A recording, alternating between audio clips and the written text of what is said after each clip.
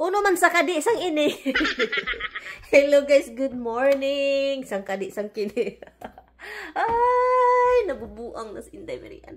Hello guys, good morning. Wala si Mister kasi nga nagtatrabaho na naman yung ating asawa para mabuhay ang kanyang Pinay na asawa. Palamunin is I'm here. Palamunin is here. O, diba? Maraming nagsasabing, palamunin si Inday Marian, walang ginagawa sa buhay. O, diba? Alangan siya na ba magpalamon sa akin, mga guys, no? Ang asawa ko, alangan kayo. O, diba? Kung kayo yung magpalamon sa akin, parang hindi nyo kayanin, no? O, diba? Ay, proud palamunin po ito. And umalis si Mister. At dahil po off niya bukas, and din takot akong aalis siya magtrabaho. Guys, alam niyo, 1 day lang yung off niya. And then the next week, ba? Ano ngayon? Ano ngayon? Saturday. Next week, guys, mag-ano na naman siya. Trabaho siya. So, kailangan kong bumili. Pag-isipan ko kung ano yung bibilhin ko. Kailangan kong bumili ng makain niya. Which is, yun yung hindi ko alam. Kasi sobrang picky talaga itong asawa ko, guys. Kapag sa trabaho na, no? Kapag patrabaho na yung mga dadalhin pagkain, is may pagkaano si Tami. Ayaw ko niyan, ayaw ko nito, gusto ko ito, nag-ana siya. So, guys, Inday Marian, mahihirapan. So, feeling ko useless ako na pagkaasawa paminsan, no? Kasi talagang alam kong wala na siyang mabaon kasi ayaw niyang salad lang talaga yun, guys. Salad at sandwich. Paminsan prutas, magpadala ako prutas. Pero, yun, ma-feel ko talaga paminsan na parang useless na yung pag-asawa ko dito, Ay, ang hirap talaga, guys, kapag hindi Pinoy. Ang gusto ko sanang anuhin is maghanap ako ng container na yung baunan na pwedeng initin. Yung parang isaksak ba? Yung parang isaksak mo lang siya, iinit na siya. Para hindi siya. Kasi gusto ko yung gawin ko. Maghanap nga ako sa Amazon. Kasi talaga itong asawa ko, gusto kong kumain siya ng healthy. Puro lang sandwich. And gusto niya mag-diet kasi lumaki na yung tiyan niya. Sabi ko, ay, ang hirap nito sabihan. Kasi mahilig sa cheese. Mahilig sa sandwich. Cheese. Mahirap yun mag-diet, guys. Mahirap papayat kapag yun yung mga kinakain. But anyway, maghugas tayo ng pinggan.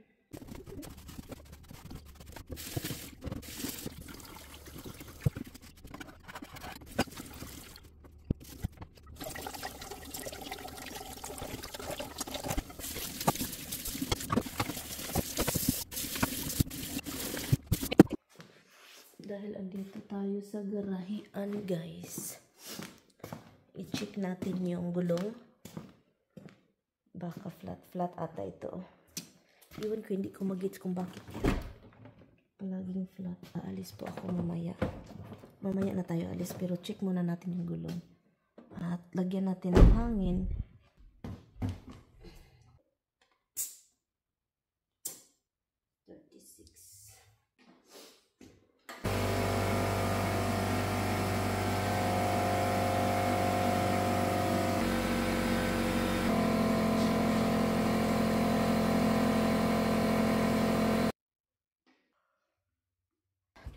Magbihis lang ako.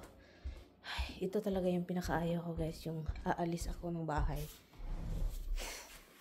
Ayaw ko talaga. Iwan ko kung bakit, guys. Ganito talaga ako, Mas prepare ko yung sa bahay lang ako. Pero gusto ko mag-shopping. Shopping na mag-isa. Pero this time, grocery tayo. Para may makain si Mister. So, mag-isip ako kung ano yung bibilhin ko. Bagong gupit! Tulog! Pahinga! Yeah! Pahinga! Yung blanket ni mama mo, nagkatag-katag lang. Ay, itong akong blanket ba kay? Sobrang soft talaga. Ang sadya-sadya. Ang aking rongki ko. Ayan, tush! Ay! Kabang-kabang mo ng akong baby. Ay, nagkabang-kabang mo ng akong Roxy. Ay! Kabang, no? Hoka your hair? Nagkabang man, wey. Luoy mo kayo na, nagkabang man ang akong baby, wey. Ay, si Lusa man, wey. True. Yung sasakyan ko ba, kailangan ng maligo.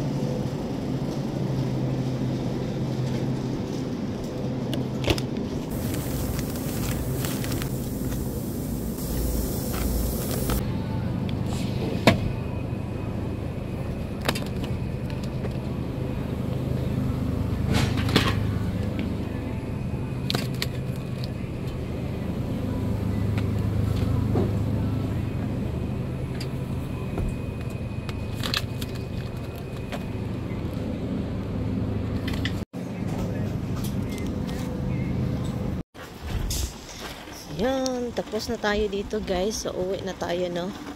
Ang bilis ko lang talaga mag-grocery guys. Grabe. Ang billers. Yung karne sa baba. And, yun. Ang layo ko talagang mag-parking. Parang si Inday Mirian, takot mano. Mabunggo. Dito tayo. Tara guys, uwi na tayo.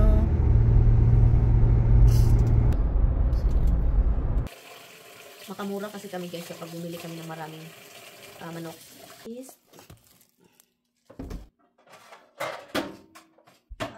Ay, bakit kasi tinapon ko?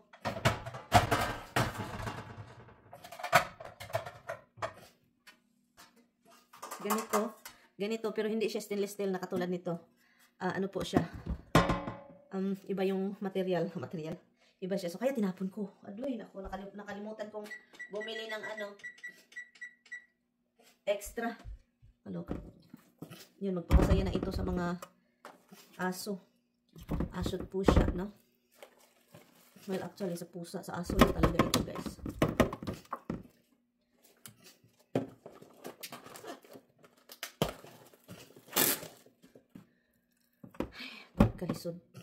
Pagkalisod, i-plaster. Plaster pa more. Oh, anak lang na siya, no? Sana magkasya ito dito. Ay, imposible. Hindi magkasya, guys. Color key. So, tatlong anuhan dyan. Magbili ako nitong ganito. Isa. Kasi parang mahihirapan ako. Lalo na kapag ganitong luto. Maramihan ba? Para sa aso. Mahirap, guys. Ano to? Anong ini-inject nila dito? Kigwa. Ito yung sabi ko na sa inyo eh. May kakaiba talagang something. Itong something na ito.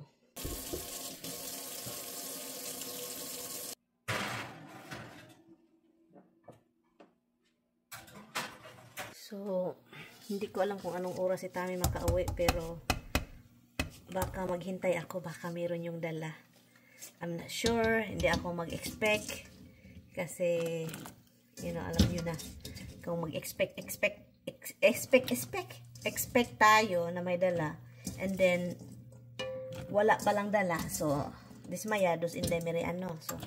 So let's see, hala, may faith ako sa asawa ko kasi mabait yun. So, kung hindi siya magdala, that means hindi siya mabait. Hindi ko siya sinabihan na kailangan mong bumili.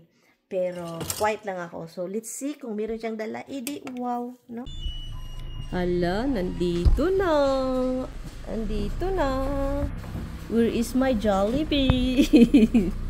See the light, honey? Oh, baby. Are you okay? Yay! Nagbili talaga siya, guys. Oh, nice, guys. Baby, thank you, love. So, that means he really is a good boy. Hindi ko sinabi na bibili ka, ha? Pero bumili talaga siya, guys. Look, ang bait, no? Oh, that's my baby. Always a good boy. Always think of me, mana. Even though I don't say bye. Oh. This is for me, too. Ang Jollibee talaga, ang saya-saya ni Inday Mirian. Ay, oh, puro spicy. Oh, meron tayong 2 weeks of Jollibee. Oh, diba? Jollibee.